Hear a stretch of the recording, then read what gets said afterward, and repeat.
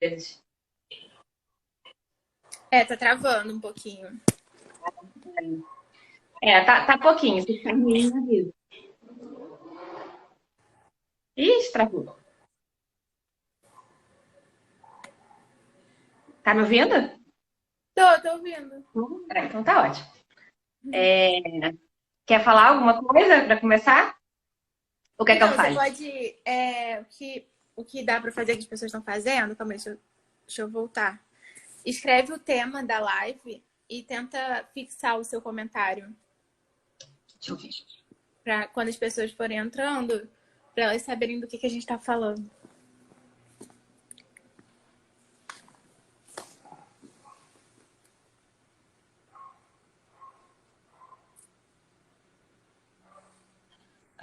Como é que eu vou fixar, hein? Aí. Já não sei.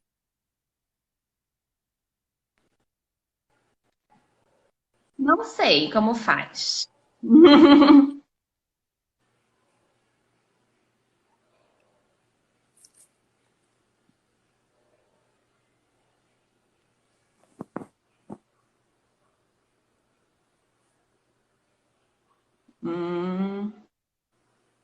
Não sei.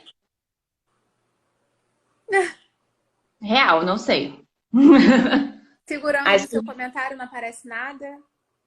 segurei e não aconteceu nada. Então tá, tudo bem. Depois eu vou descobrir. Acho que a gente pode começar falando um pouquinho, né, das coisas que a gente está ouvindo muitas pessoas falando e como que a gente pode conversar um pouquinho sobre esse assunto, né? Porque você já fala bastante de ansiedade no seu Instagram, eu também falo bastante de ansiedade no meu Instagram, só que esse momento é um momento um pouquinho diferente, né? Para quem já tinha ansiedade antes, é um prato cheio, porque tudo que um ansioso precisava era de uma pandemia para justificar os seus excessos de pensamento. Mas, por outro lado, também é um prato cheio para a gente poder rever muitas coisas, né? Porque se eu estou reagindo muito mal a ficar em casa, a me recolher, eu posso levar essa reflexão para como eu estou reagindo às outras situações da minha vida, né? As outras situações inesperadas na vida, porque o isolamento e a quarentena tá incomodando muito por ser algo totalmente imprevisível. O ser humano gosta de coisas previsíveis, gosta de controle, gosta de saber o que vai acontecer amanhã. E tudo que a gente não sabe agora é o que vai acontecer amanhã. E só que a gente tira um aprendizado disso tudo, como que a gente pode lidar com não saber o que fazer, o que vai acontecer amanhã, se a gente tirar um aprendizado de como conseguir se recolher em nós, a gente leva isso para a vida. E não aprende a lidar só com a ansiedade na quarentena. A gente aprende a lidar com os nossos sentimentos. Eu acho que um assunto importante para a gente começar a trazer aqui, né? É muito importante mesmo. E eu acho que a maior questão que eu estou vendo as pessoas incomodadas é justamente pela imprevisibilidade. Eu até hoje, com as aulas que eu dei hoje, né? Eu coloquei uma intenção, um propósito da aula ser de aceitar o imprevisível. Então eu fiz uma aula bem fluida, com fluidez, para a gente poder repensar a forma que a gente lida com isso. Então tá sempre fazendo um movimento, depois o outro que você não estava esperando que fosse vir, umas transições assim meio loucas que eu passei na aula, justamente para trabalhar o imprevisível e abraçar o imprevisível, que é o momento que a gente está vivendo, né? A gente não tem certeza do que vai acontecer amanhã, de quais pessoas serão infectadas, como serão tratadas, depois como que vai ser a economia. Tipo, a gente não sabe.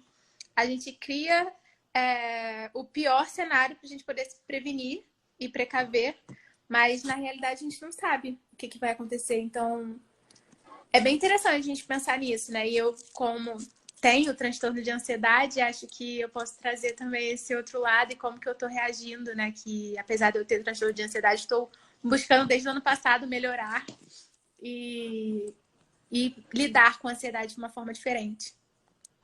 E essa coisa que você falou, que estamos num momento de nada previsível, o fato é que a vida é nada previsível. Todos os dias não são previsíveis. É porque a gente acha que é.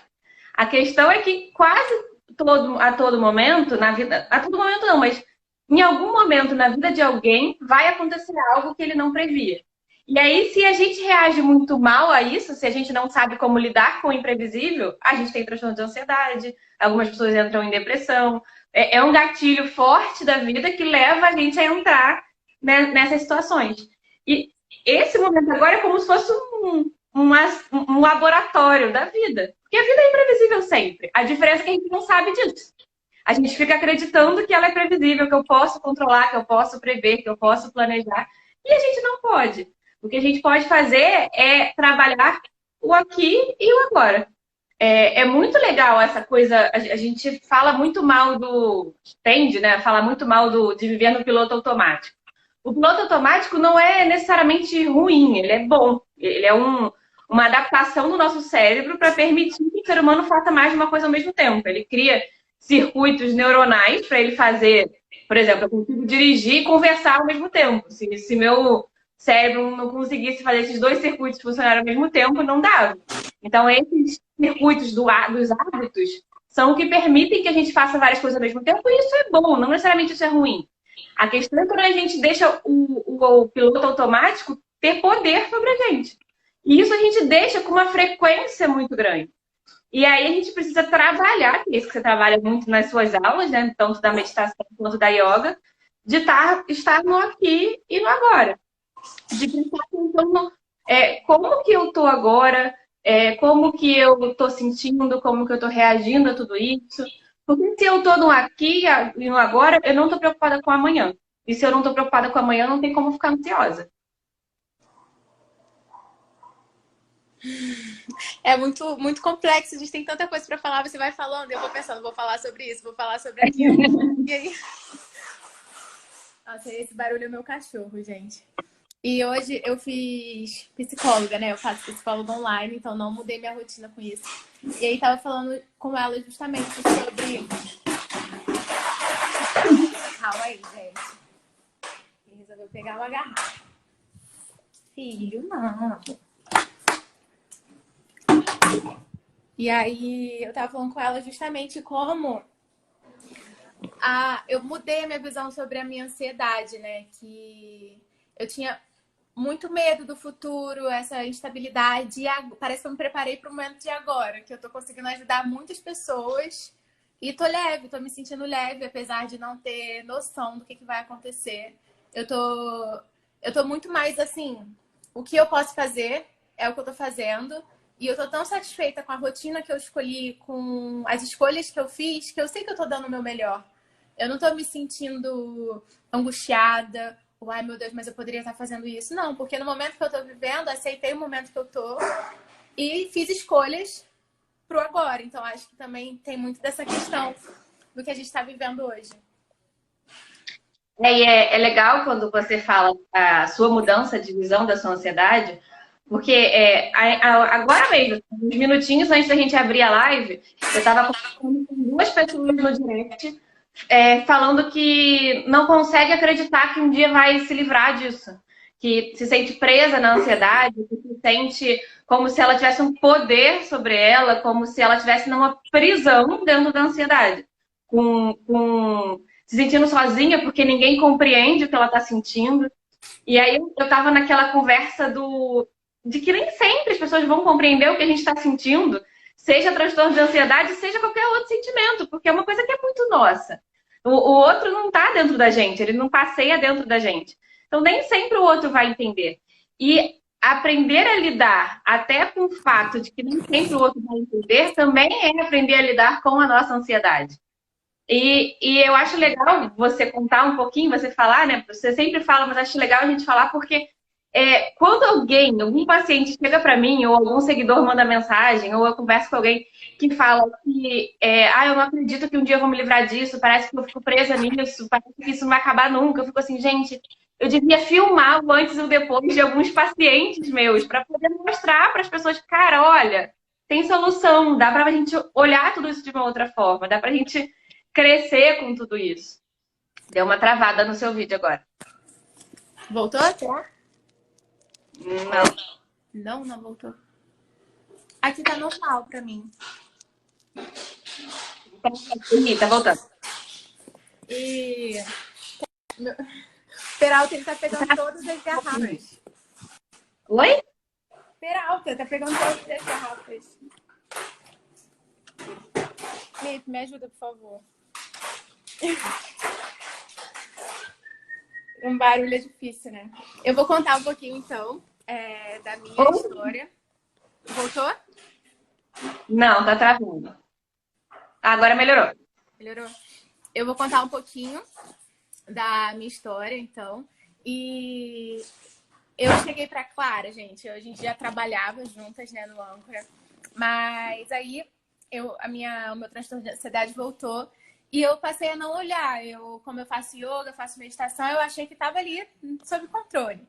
Mas teve um dia que, por razões pessoais, veio tudo à tona e eu cheguei pra Clara e falei, cara, parece que eu despertei e que eu entrei no mundo que eu não vou sair mais, porque é essa visão, é essa realidade que eu não estava enxergando antes, né? Até te falei isso na consulta. E ela me falou, isso é um sintoma.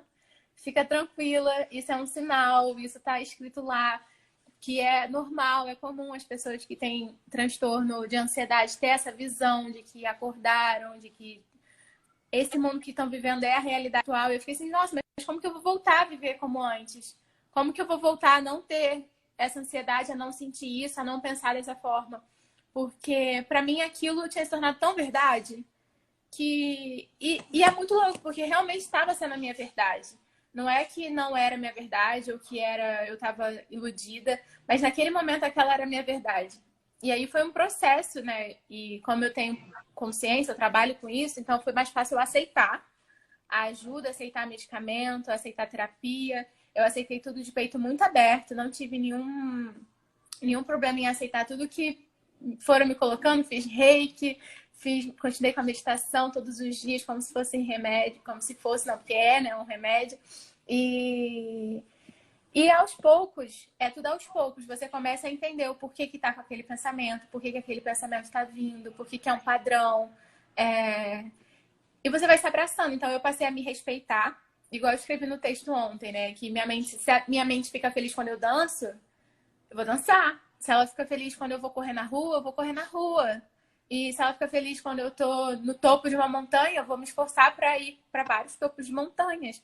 Tipo, é muito isso também, você entender o que você gosta, o que te faz bem, o que te conforta e você tentar encaixar isso no seu dia. Então eu comecei encaixando coisas pequenas nos meus dias, que eu não podia mudar do nada a minha realidade, sabe? A minha rotina. Então, me faz bem chegar em casa e ter uma flor na mesa, porque eu vou ver a flor, vou ver ela se desenvolvendo, então eu vou comprar uma flor, sabe? Vou cuidar daquela flor. Hoje eu já tenho 10 potinhos de planta ali fora, tem um lugarzinho agora para eles, e porque me faz bem cuidar de planta, pegar a terra. Tô com uma árvore dentro de casa, olha. E fazer essas coisas pequenas. Então, eu comecei pequeno e aí foi se tornando um hábito fazer coisas que eu gosto sem me sentir culpada. Que a gente também se sente muito culpada por fazer coisas que a gente gosta. Que é como se a gente não estivesse correndo atrás, se a gente estivesse com preguiça, se a gente estivesse não investindo no futuro. Então, muitas vezes a gente deixa de fazer coisas que a gente gosta por isso também. Imagino que quem é mãe, quem tem filho para cuidar, também tem esse mais medo ainda, né? Tipo, eu não vou fazer algo por mim se eu tenho um filho para cuidar, sabe? Que isso? Vou estar sendo egoísta. Tem mais um peso.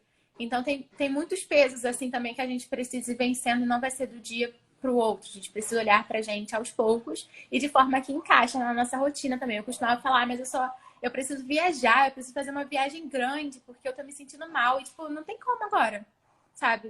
Não é minha realidade. Não dá pra você do nada ir parar na Austrália. Então, calma. E às vezes a gente fica querendo fazer coisas boas que a gente não tem condição, sabe? Eu vou passar um dia no spa. Às vezes não é possível. Então, às vezes você chegar em casa e fazer uma massagem no seu pé já vai ser um conforto, já vai ser um aconchego, coisas pequenininhas, né, que dá pra gente fazer. E essa quarentena tá permitindo que a gente consiga olhar para coisas que a gente gosta de fazer, que eu acho que as pessoas também têm dificuldade de aceitar. Tipo, o que eu gosto de fazer? Tá tão acostumada a trabalhar todos os dias, a pegar ônibus, a não ter tempo, fazer tudo no piloto automático que você disse e não para olhar o que gosta, o que conforta. Acho que esse momento também é de muita reflexão para quem nunca parou para refletir sobre isso. Tá travando aqui o vídeo de novo. Ai, que pena. Mas tá me ouvindo bem? Eu tô te vendo perfeitamente. Eu tô te ouvindo cortadinho, corta, mas tá dando pra ouvir. Fica parecendo uma mixagem de vez em quando. Ai, Mas dá pra ouvir, sim.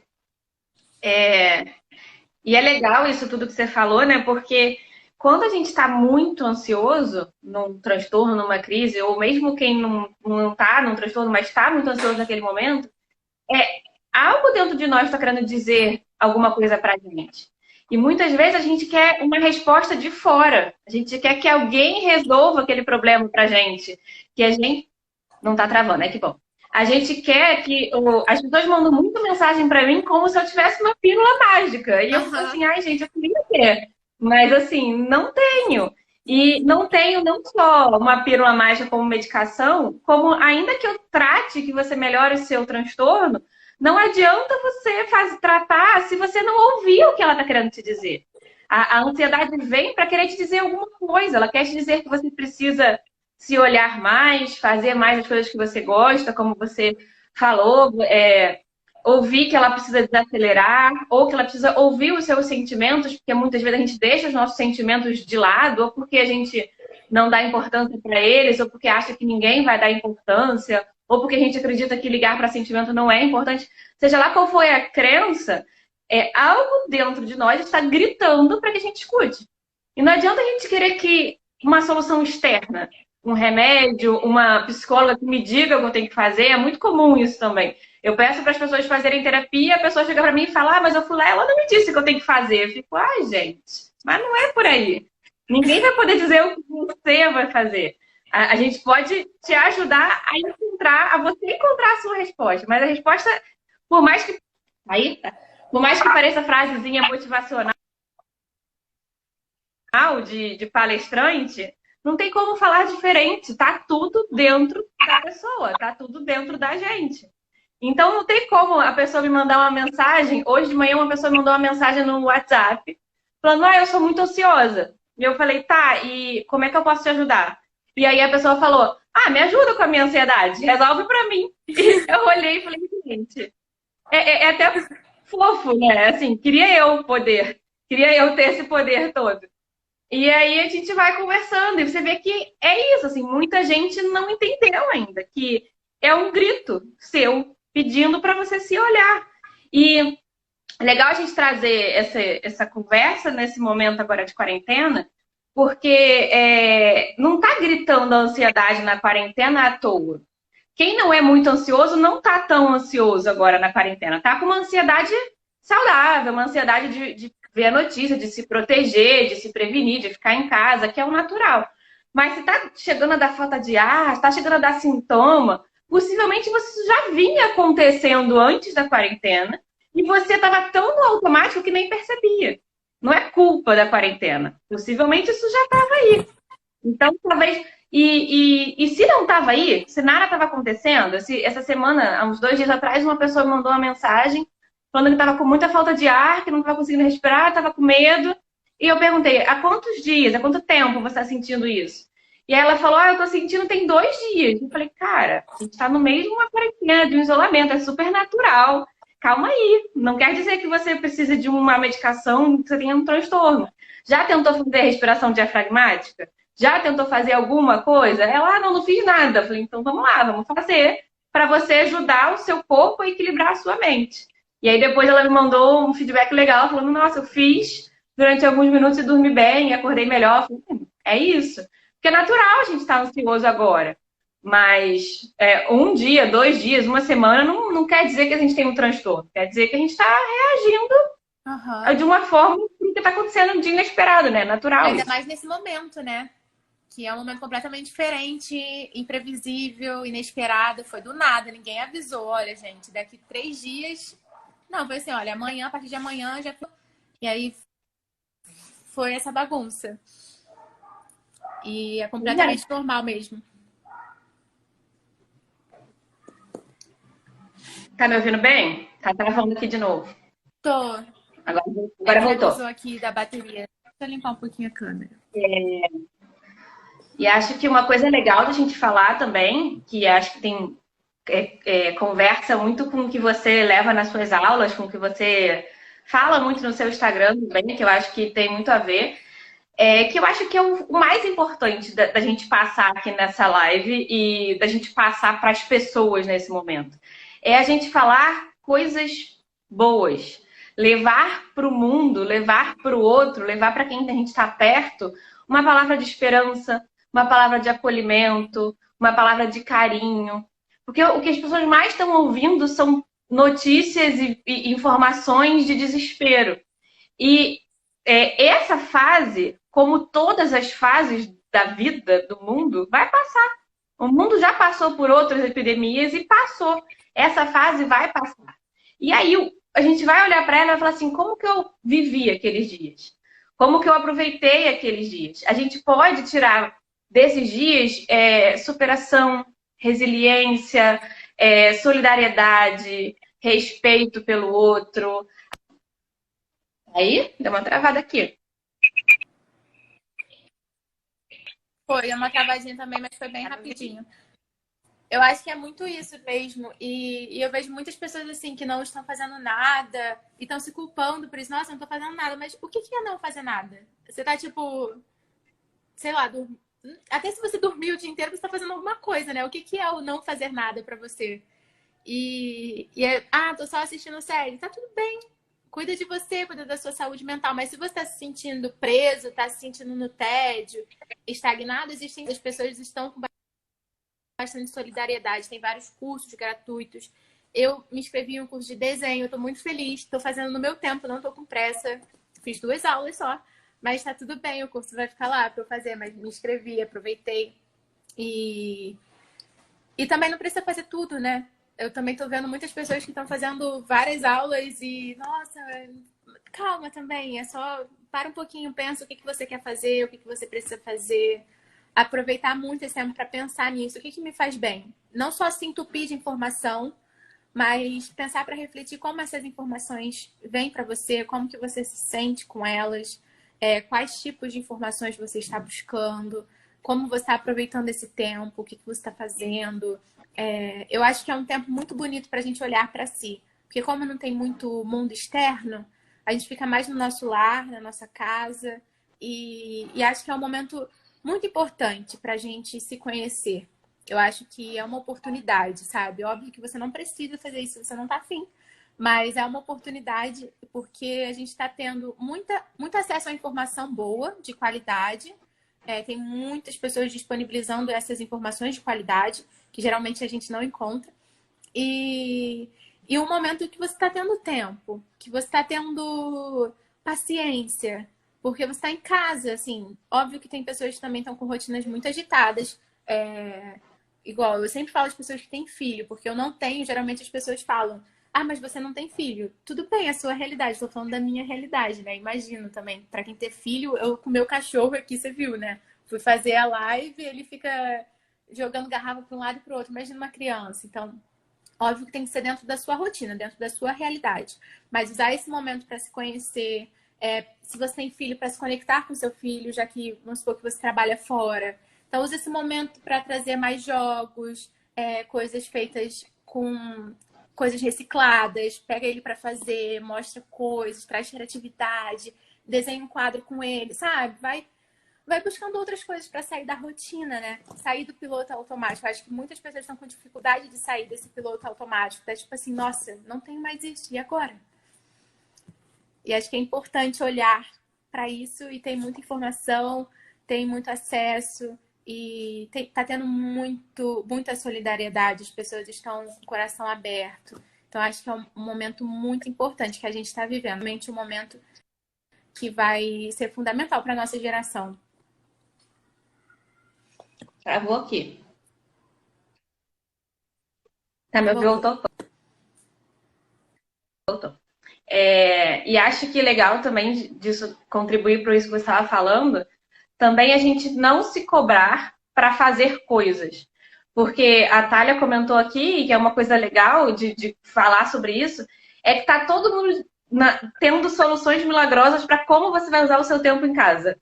Ah, lê um livro, vê um filme, vai produzir, vai estudar, vai trabalhar, vai ter ideia nova. Tá todo mundo te dando ideias incríveis de como ocupar o seu tempo. Mas tá tudo bem também se você não fizer nada. Porque é um momento, é um presente inesperado que veio, um presente estranho, de um tempo que você pode desacelerar. É uma pausa mesmo. Então tá tudo bem se você não conseguir produzir em casa nesse tempo. É um tempo diferente, é um tempo totalmente diferente de todos os planejamentos do mundo. Não dá para você agora querer produzir em casa como você produziria se fosse numa outra situação, numa outra circunstância. Então, talvez produzir seja também não fazer nada. Porque existe um conceito de ócio produtivo que as pessoas às vezes distorcem por aí, mas ficar sem fazer nada é uma forma incrível de dar ao seu cérebro abertura para que ele tenha novas ideias, para que ele tenha novos insights, para que ele se perceba de uma outra forma. Ficar sem fazer nada, às vezes, é uma das melhores coisas que a gente pode fazer para produzir melhor depois. Então, nem sempre você precisa ocupar o seu tempo em casa fazendo todas as dicas impressionantes que você está vendo no Instagram e da live das pessoas. É legal, sim, você aproveitar esse tempo como uma oportunidade para você, se você quiser, se isso fizer sentido para você. Agora, se fizer sentido para você, caramba, eu tô sempre correndo acelerada, sempre fazendo um monte de coisa. E hoje eu vou dormir o dia todo. Pode, tá tudo bem, exato. Ócio criativo é exatamente isso. Isso é fundamental, isso é importante demais. E é legal a gente falar isso, porque senão vira mais uma cobrança. Não tá suficiente toda essa coisa toda que está acontecendo no mundo, todas essas notícias ruins, a gente passa a se cobrar para ser produtivo, ou se cobrar para fazer algo que goste. Não precisa se cobrar para nada, na verdade. Esse chicotinho só atrapalha. Exatamente. E quando eu falo assim, use esse tempo para se conhecer, não significa que você está fazendo yoga, meditação, lendo um livro sobre autoajuda. Não é isso. Às vezes você vai estar deitada mesmo assistindo o Big Brother, por exemplo, sabe? Tipo, e tá tudo bem, você vai estar ali no seu conforto, vai estar... Come uma pipoca, se não quiser jantar, sabe? Tá tudo bem também. Isso também é um momento de autoconhecimento. Você, tipo, ter autoconhecimento é você saber respeitar as suas sensações. Se o seu corpo está pedindo para ficar quietinho, para ficar em casa, não tá afim de ficar fazendo exercício físico na sala, ou não tá afim de ler livros, tá tudo bem. Você tem que ser autoconhecido. Isso é um autoconhecimento também. Você saber o que o seu corpo quer. Travou. Voltou? Travou. Alguém avisa pra gente se voltou. Eu tô ouvindo super normal. Vou continuar falando.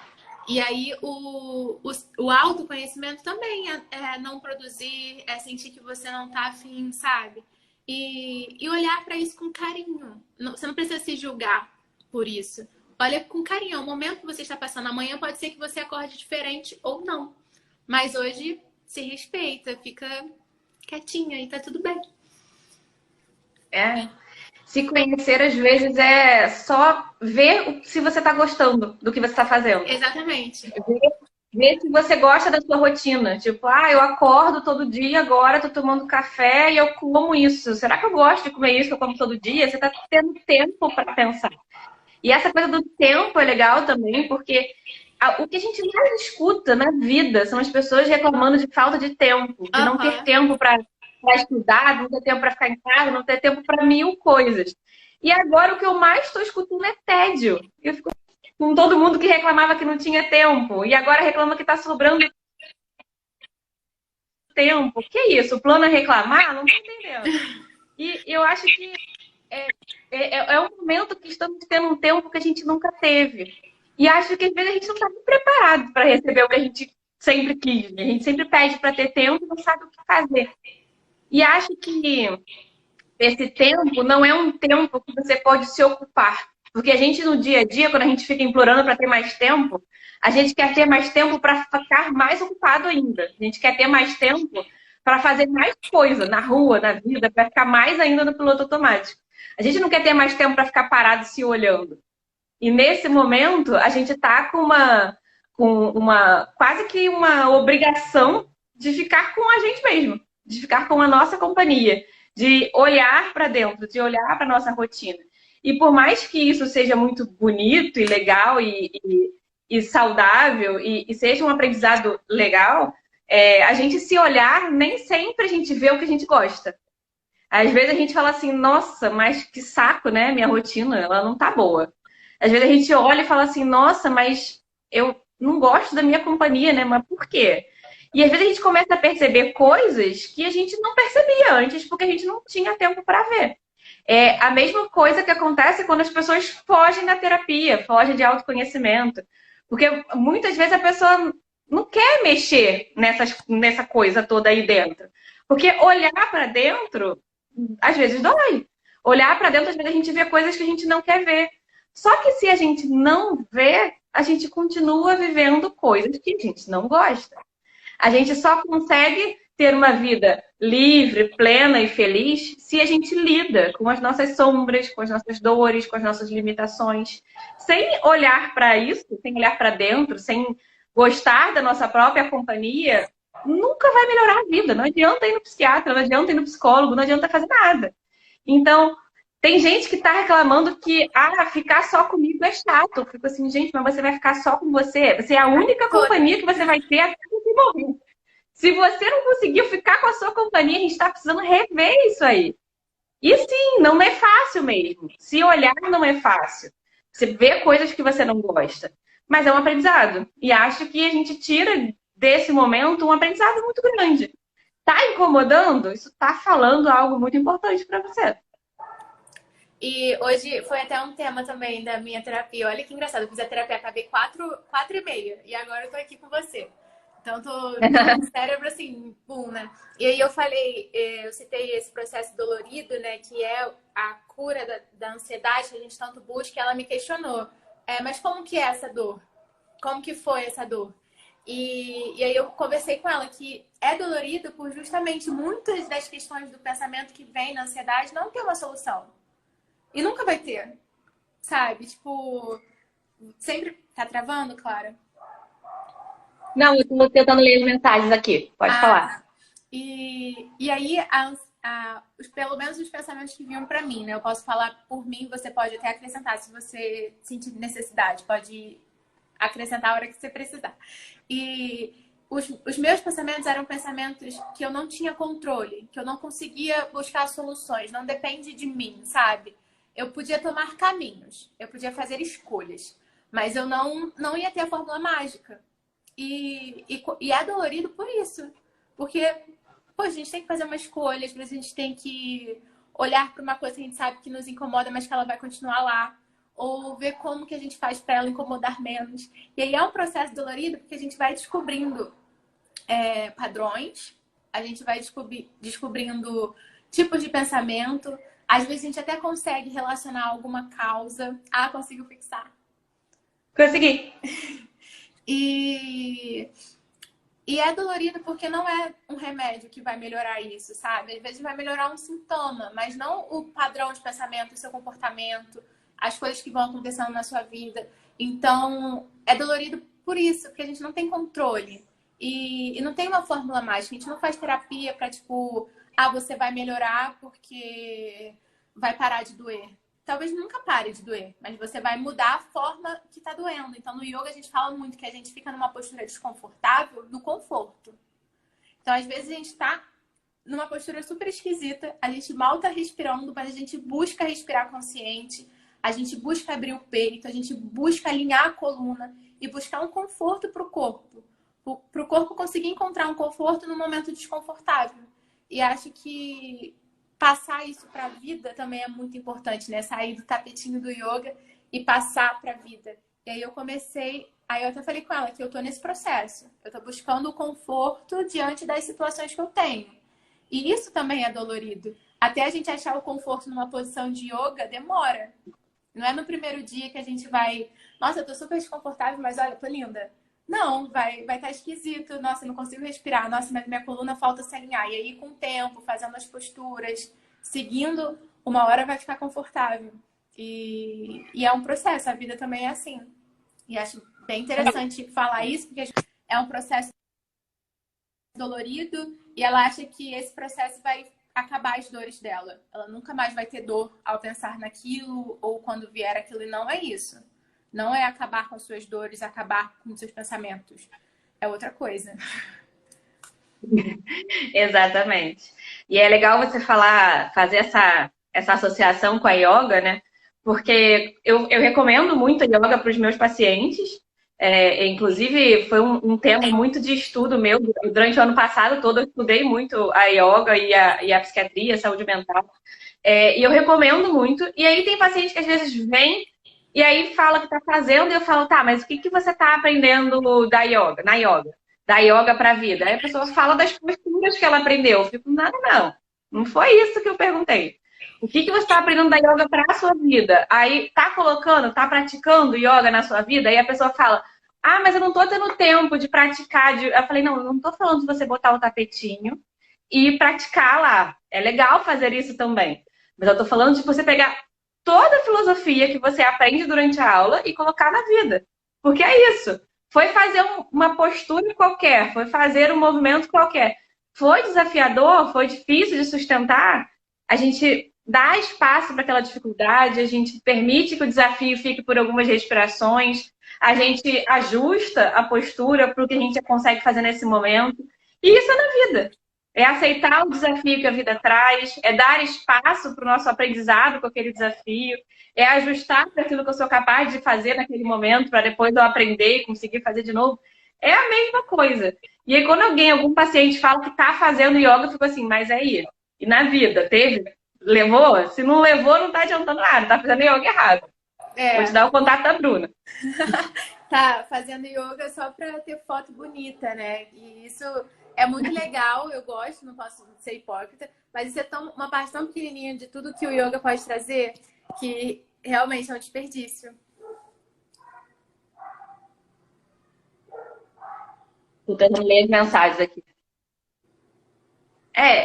Eu acho legal, assim, aproveitando que você já falou um pouco sobre isso, o comentário deixa eu ver aqui, da Daiane, eu acho que é legal a gente falar um pouquinho, né, sobre esse comentário, porque as pessoas têm uma relação conflituosa com as medicações, né? Nem todo mundo que é ansioso e que tem ansiedade vai precisar de um tratamento medicamentoso. Inclusive, ir no psiquiatra não é sinônimo de ganhar uma receita, muito pelo contrário.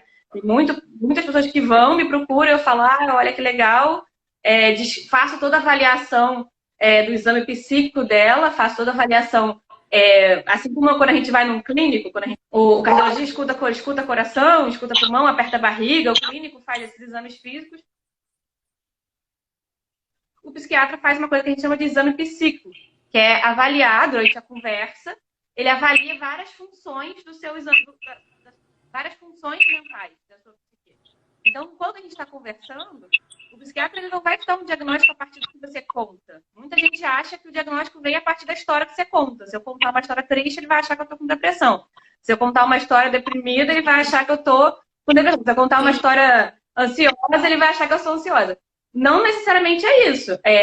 Claro que a história também conta o conteúdo dela, mas muito mais a avaliação do que o paciente está se apresentando, de como ele está se apresentando, que o psiquiatra faz, do que o conteúdo em si da história. Então, quando a gente procura um psiquiatra, fazer essa avaliação e não necessariamente a gente vai precisar de um tratamento medicamentoso. Até porque o tratamento de primeira escolha para a ansiedade é psicoterapia, não é medicação.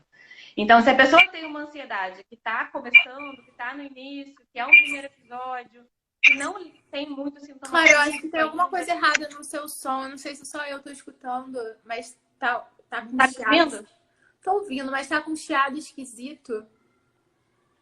Tá igual tava o seu para mim ainda agora. Então deve ser retorno. Deve ser só a gente que tá, então. Pessoal que tá ouvindo bem? Desculpa.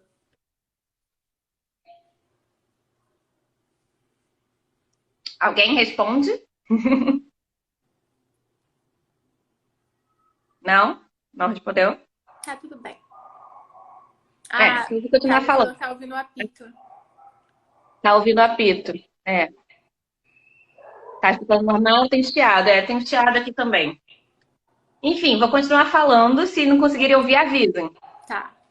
E eu acho que é isso. Assim, o psiquiatra vai fazer essa avaliação e ele vai, a primeira indicação que ele está falando é a psicoterapia. Então, se você tá com um primeiro episódio, tá tendo isso há pouco tempo, tem sintomas, não são sintomas físicos que estão limitando a sua vida, possivelmente ele vai te indicar a psicoterapia em primeiro caso.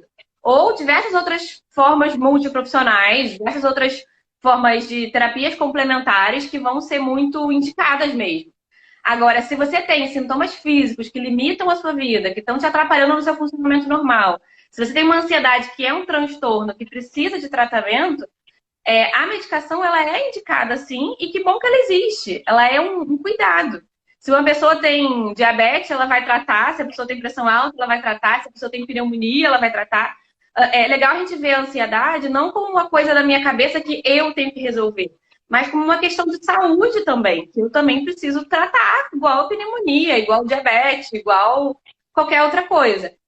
Muitas vezes, como a Daiane falou, a gente tem alguma reação a uma medicação e cria um preconceito, não é bem preconceito, cria um traumazinho dentro da gente, tipo, tomei aquilo, não foi bom, não quero tomar nunca mais. Só que às vezes a gente toma, sei lá, dipirona e tem pressão baixa, e nem sempre a gente para de tomar dipirona pro resto da vida. Então, não se sentiu bem? Conversa com o médico que ele te prescreveu. Ele vai te orientar se aquele problema foi da dosagem ou foi do remédio. Ele vai fazer um ajuste, porque o tratamento ele é muito individual para cada pessoa. Então, cada pessoa vai precisar de um remédio diferente, uma dose diferente, um protocolo diferente. Então, tem um ajuste. Porque muitas vezes a gente cria esse bloqueio com a medicação e fica buscando o tempo todo milhões de outras soluções. E se no seu caso a medicação era indicada, você vai ficar rodando em círculo. Vai procurar outras soluções, e vai estar no mesmo lugar. E aí, em algum momento, vai acabar precisando da medicação de novo. Então, se no seu caso não for de medicação, o psiquiatra não vai passar. E se for de medicação, ele vai passar e que bom que ela existe, que a gente possa fazer o tempo de tratamento adequado e, em conjunto, procurar, sim, tudo que é complementar, todas as terapias com psicólogo, terapia integrativa, as terapias todas que são muito válidas, é ótimo. Mas se a gente precisa da medicação, é importante que a gente faça o tratamento como a gente faz qualquer outra doença. Porque senão a gente esquece que é uma questão de saúde. A gente fica achando que é uma coisa que eu posso resolver. Nem sempre. Muitas vezes o cérebro está atrapalhando a gente, que a gente perceba alguma coisa, que a gente Exatamente. veja alguma coisa. Então, ele está sendo um empecilho para que a gente perceba isso. E aí que a gente precisa cuidar disso, uma medicação, quando cuidar a gente da tá com transtorno... Desculpa. Quando a gente tá com transtorno de ansiedade, a gente acha que todo pensamento é verdade, né? Às vezes a gente cria, eu posso falar bem isso, a gente cria situações e a gente acredita naquilo e é verdade. Nada vai tirar da cabeça que não é verdade. E isso é só a nossa mente bugando a gente. E a gente precisa entender, no yoga a gente fala muito disso também, que nós não somos os nossos pensamentos. Se a gente consegue ver os nossos pensamentos, né, ver de fora os nossos pensamentos, a gente não é isso. Então a gente precisa colocar do lado de fora e também ter uma autocrítica, ver se esses pensamentos são verdade, se não são. E isso a terapia ajuda muito. O medicamento ajuda a reduzir esses ruídos, a fortalecer a sua vitalidade, ajudar a controlar os hormônios. Você pode falar melhor aqui dos neurotransmissores. E acho que o medicamento é muito importante. Eu não sei se ela me conhece a ponto de saber a minha história, mas eu faço tratamento com você, né? Eu tomo medicamento. Eu sou instrutora de yoga, tenho curso online de meditação, mas eu precisei tomar medicamento. Tá tudo bem. E não foi algo ruim pra mim. Eu não tive efeitos colaterais. Só na primeira semana, né, claro, que eu tive algumas coisinhas assim meio esquisitas. Mas logo passou, não tenho mais nenhum efeito colateral e eu agradeço muito, porque realmente me ajudou muito, sabe? Tinha dias que eu não conseguia ter disposição para sair da cama. E aí o medicamento vai ajudando a me dar energia, vai ajudando a reduzir um pouquinho os ruídos da mente. E isso, com o tempo, faz muita diferença. Mas também não é só o medicamento. Tem gente que toma só o medicamento e acha que vai ajudar. Tá resolvido. Tá bom, agora eu vou ficar curada. Tem a lei Gisele tá perguntando se os remédios de ansiedade são remédios depressivos. Não entendi. Ela pergunta se os remédios para ansiedade são remédios depressivos. Eu não sei se ela quis dizer se São são antidepressivos? antidepressivos ou se dão Assim. depressão. Então, eu tenho um post lá que fala exatamente sobre isso, mas eu vou explicar rapidinho aqui. O tratamento da ansiedade não é com ansiolíticos. O tratamento da ansiedade é com antidepressivo. Esse nome, antidepressivo, atrapalha muito a nossa vida, porque a gente acredita que ele é um remédio para depressão, pronto, acabou. E não é. Antidepressivo serve para... Eu falei, claro, esse remédio que eu tô tomando é antidepressivo? Eu tô com depressão? Não, os antidepressivos é o nome de uma classe de remédios, vou inventar. Serve para tratar dor crônica, serve para tratar diabetes em alguns casos, serve para tratar problema renal, alguns servem para tratar um monte de problemas, tanto psiquiátricos como não psiquiátricos. Então, é só o nome de uma classe de medicamento, não é o nome de um remédio que trata depressão. Então, para tratar a ansiedade, é com o antidepressivo. Eu faço muita comparação com como a gente trata uma infecção, por exemplo. Quando a gente vai tratar uma pneumonia ou uma amidalite, a gente tem que tomar um antibiótico. Se eu tomar só dipirona, minha pneumonia ou minha amidalite vai continuar lá. Só que o antibiótico, ele demora alguns dias para fazer efeito. E até o antibiótico fazer efeito, eu tomo a dipirona para melhorar a minha febre, minha dor no corpo, meu mal-estar. Só que o que vai curar a minha pneumonia é um antibiótico, não é a dipirona. Então, eu costumo ter essa comparação que o antidepressivo é como se fosse um antibiótico. É o que trata, é o que vai resolver.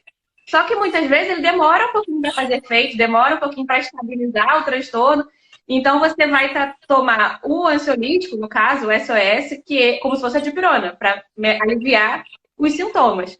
Nem todo mundo precisa. Tem gente que não tem tanto sintoma assim no início e vai esperar estabilizar. Então, é sempre de caso a caso. Mas o tratamento não é com o ansiolítico, ele é com o antidepressivo. A Dayana também está falando que ela descobriu há pouco tempo que tem ansiedade e está se sentindo mal. Às vezes o coração acelera e que ela tá ficando com medo de trabalhar e passar mal. É o medo do medo, né, Clara? Você sempre me falava isso. É o medo do medo. Eu falo muito da gente questionar, né, os nossos medos. A gente se perguntar, assim, tentar colocar um pouquinho de racionalidade, que é o que a ansiedade tira muito da gente. Da gente se perguntar o que tem de evidente sobre esse medo. Esse medo, qual é a porcentagem de chance dele ser real? Ah, mas para mim parece que é assim. Mas se que ele seja real, o que pode acontecer? Qual é a pior coisa que aconteceria? Qual é a melhor coisa que aconteceria? E aí, entre essas duas coisas, qual é a coisa mais realista nisso tudo? Para a gente tentar botar o pé no chão. E aí, depois a gente se pergunta qual é uma alternativa para esse medo? Qual seria uma alternativa para isso que eu estou pensando? Para uma situação diferente para isso? A gente começar a se questionar um pouquinho como que eu posso... se isso pode ser real, se não pode. E se estiver muito difícil, porque às vezes a gente está muito ansioso, fica muito difícil a gente se questionar, anota todas as suas possibilidades daquilo ser real, de não ser, e conversa com alguém. Fala, olha, eu acho que pode ser real por causa disso, mas eu acho que não pode por causa daquilo. E aí alguém vai te ajudar a ponderar. Pra gente começar a botar um pouco mais de pé no chão. Essa coisa de escrever é muito legal, porque o cérebro, ele fica te rolando aquela preocupação, aquele medo, aquele pensamento fica tudo na sua cabeça. Quando você escreve, o cérebro ele tem a sensação de que você já concretizou aquele problema, você já botou ele em algum lugar, aquele problema já foi resolvido de alguma forma. Então ele não precisa ficar te lembrando o tempo todo. Ele entende, ela já botou no papel, ela vai lembrar disso, não precisa ficar lembrando ela o tempo todo. Então é legal a gente anotar. Primeiro, para a gente melhorar nossa percepção do que a gente está pensando. E segundo, para a gente botar um pouquinho mais o pé no chão, racionalizar um pouquinho, conseguir ver melhor, tirar um pouco esse pensamento dali. Interessante, eu nunca tinha visto por esse lado. Hã? Nunca tinha visto por esse lado de anotar e o cérebro entender que tudo bem, não preciso ficar te avisando. Muito interessante. Uma outra coisa legal da gente pensar também, que antes da gente vir aqui, nas caixinhas, o pessoal falou muito de preocupação, né? Eu acho que é legal a gente falar sobre o que é uma preocupação produtiva e o que é uma preocupação improdutiva. Eu estava conversando com uma amiga um pouquinho antes da live E eu estava falando sobre. Eu não sei muita coisa sobre os meus próximos dias. Eu não sei se eu vou receber, se eu vou ter dinheiro, porque se eu não trabalho, se eu não atendo, eu não tenho dinheiro. Só que isso não está me incomodando, pelo simples fato de que eu não tenho o que fazer. Se eu tivesse o que fazer, eu estaria aqui pensando, ai meu Deus, o que eu posso fazer? Como é que eu vou resolver? E aí eu estaria pensando mil possibilidades para resolver alguma coisa. Só que eu não tenho o que fazer. Em relação a nada, eu não sei o que vai acontecer amanhã. Amanhã pode alguém, algum epidemiologista, falar, nossa, mas mudou completamente o que a gente avaliava do risco do vírus. Ou o epidemiologista pode falar, nossa, piorou muito, vai ter que ficar muito mais Ou a tempo em cura, casa. pronto, já tem a cura, o que é vacina? Pois é, pode aparecer uma cura. Então, eu não tenho como prever. Então, o que é uma preocupação produtiva? É aquela que eu posso fazer alguma coisa com isso. Então, por exemplo, acabou alguma coisa aqui no meu armário, eu preciso ir no mercado. Isso é uma preocupação produtiva, uma coisa que eu posso resolver. É ideal eu evitar ir no mercado toda hora, mas eu posso me planejar para ir no mercado um dia na semana e ir lá. É uma preocupação produtiva. Agora, como é que eu vou resolver minha vida aqui do vírus? Como é que eu vou resolver essa pandemia? Não é algo produtivo, você não tem como resolver isso agora. Então, por mais que seja preocupante, sim, a gente está com algumas preocupações que são importantes, mas se não é algo que você possa fazer nada agora, se não está no seu controle, foca a sua atenção em algo que você possa fazer, em algo que esteja no seu controle, algo que você pode lavar suas mãos, você pode ficar em casa, você pode cuidar de você e fazer todas essas coisas úteis, porque a gente tem falado aqui. Porque ficar pensando no que eu não posso fazer não vai ajudar em nada. Verdade. Muito boa colocação. A Mili tá falando aqui sobre gastrite, que a dela vem da ansiedade, que é muito comum, né, também. Aí ela falou que durante É, uma crise ela sentiu vontade de vomitar e tal. E tem explicação tanto no yoga e a psicologia, né, a psiquiatria também pode falar. Eu vou falar um pouquinho do yoga. E existem muitas dores emocionais que são crônicas. E a gastrite, ela está muito relacionada com emoções. O nosso estômago, ele é tido como o fogo, a lareira, né, do nosso corpo. É o núcleo do fogo. Tanto que o chakra que está aqui nessa região é o chakra relacionado também ao fogo. E o ele responde muito a emoções de fora. A gente não digere só comida, a gente digere tudo que acontece ao nosso redor. Então, o estômago, ele é um sinal. Isso que você está sentindo é um alerta do seu corpo, assim, ao meu ver, como yoga, assim, né? Então, é um sinal. O seu corpo está gritando para você, olha para mim, vem aqui, eu tô gritando, eu tô chorando para você que você não tá fazendo nada para mim. Então, ao invés de tentar só tomar um remédio para melhorar, como é algo crônico, algo emocional, e a gente tem que olhar para isso e entender por que tá aí, por que tá gritando. Isso é o seu corpo dando sinal. Quando você quer fazer xixi, você vai no banheiro e faz xixi, mas antes você sente um desconforto, você sente uma dor. E se você ficar prendendo xixi para sempre, vai chegar no final do dia e você vai estar com uma dor enorme. E é mais ou menos isso. Quando a gente está com fome, o estômago dói. E aí a questão emocional é bem parecida também. Isso são questões fisiológicas, mas a questão emocional também acontece assim, né? Às vezes vai responder com bruxismo, dor de cabeça, com rigidez muscular. E tem o estômago também, que é um ponto bem característico, que é essa questão de você, se tá gritando, você tem que olhar. Pode falar um pouquinho aí, claro, da visão médica. não, E, assim, explicações fisiológicas tem um monte, né? A ansiedade, o nosso cérebro, ele acha que a gente está de frente de um leão no meio da floresta. Então, ele joga uma enxurrada de adrenalina para o nosso corpo.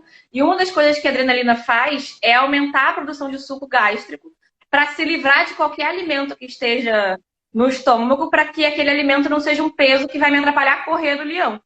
Só que, se não tem nada no seu estômago e a ansiedade está aumentando a produção de suco gástrico, ela está digerindo a parede do seu estômago. Então, vai dar dor no estômago mesmo. E é legal ver que, possivelmente, a causa da sua gastrite, quem que falou? Foi. A Mili. Deixa eu ver. Hã? Mili. É X, Não tô. Então, possivelmente a causa da gastrite é a ansiedade, mas tem que ver porque pode ter gastrite mesmo, assim, porque a ansiedade ela produz açúcar gástrico e ele pode ter machucado a parede do estômago e ter que cuidar também da gastrite. Só que se cuida o tempo todo da gastrite e nunca olha para a ansiedade, não adianta nada, porque vai continuar produzindo suco gástrico o tempo todo e machucando lá a parede do estômago. Então tem que cuidar das duas coisas.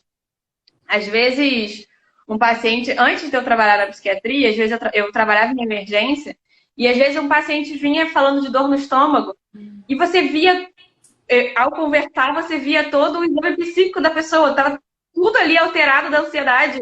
E aí ela falava da gastrite, e eu queria explicar, olha, isso é ansiedade. Ela falava, mas eu estou falando só da minha gastrite. Mas quando ela está falando da gastrite, você está o tempo todo avaliando que ela apresenta ali outros sintomas que ela não se percebe, porque a gente não se percebe sozinho. Então não é só, eu tenho gastrite e isso é porque eu estou com ansiedade. É um conjunto de sintomas psíquicos que você apresenta com sua gastrite, que é um sintoma extremamente comum da ansiedade. Não é simplesmente, fui no psiquiatra, ele nem me olhou, falou que a minha gastrite é ansiedade. A gente, enquanto te olha, enquanto conversa, a gente está fazendo toda essa avaliação, né? A Clarielle participou aqui da conversa, que ela entende bastante do assunto de medicina chinesa, né? E aí ela falou que existem 5 elementos e cada um leva um órgão do corpo, que é um sentimento. Uhum. As doenças gástricas estão relacionadas com o elemento terra, que carrega o sentimento de preocupação. Olha que interessante. Pois é. Acho que a Clarielle tem muita propriedade para falar dessas coisas, né? Muita. Inclusive, a gente podia fazer uma live depois, né? Poxa, não me deixa aqui sem falar desses assuntos, não, porque eu não sei falar disso sozinha. A Gabriela está perguntando aqui se ela está com dificuldade para dormir, né? E porque está vendo as notícias, está preocupada e se isso tem relação com a ansiedade. Tem relação com a ansiedade, obviamente, mas não quer dizer que você tenha um transtorno de ansiedade. Não quer dizer que você tenha um diagnóstico de uma ansiedade patológica. É super natural agora. A gente está mais preocupado, a gente está vendo muita notícia e a gente está um pouco mais ansioso. A ansiedade, ela é uma emoção humana que ela existe com uma função, que é nos proteger, que é nos prevenir. E nada melhor nesse momento do que ela existir. Porque se ela não existisse, a gente não estava em casa, a gente não estava se cuidando, a gente não estava se protegendo. Então, possivelmente, sim, ela está te deixando mais alerta e está atrapalhando seu sono, mas não necessariamente é uma coisa patológica. E dá para cuidar disso com todas as técnicas que a Bruna traz e que eu falo também muito aqui, as técnicas de respiração, a meditação. Quando a gente está apresentando uma ansiedade por um momento específico, por uma fase específica da nossa vida, se a gente aprende a estar no momento presente, a desacelerar um pouco, a cuidar da nossa respiração, isso tudo já melhora bastante. E aí, se for um transtorno, não vai ser o suficiente. Mas se não for, se for uma ansiedade daquele momento, daquela fase, vai ajudar muito. Tem muita gente me mandando mensagem, nossa, eu tô ansiosa, eu tô angustiada, e eu fico assim, calma aí, a live vai ser